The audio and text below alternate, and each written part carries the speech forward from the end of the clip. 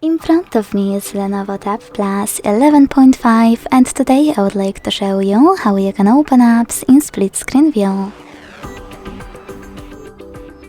Begin by selecting one of your apps that you wish to use on the left side of your screen and access it in the background. Then hold it, click on split screen over here and tap on the second app. As you can see now, I can use both at the same time.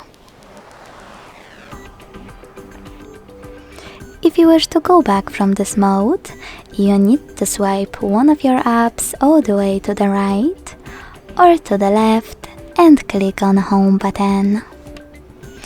Thanks so much for watching. If you enjoyed this video, leave a like, comment and subscribe.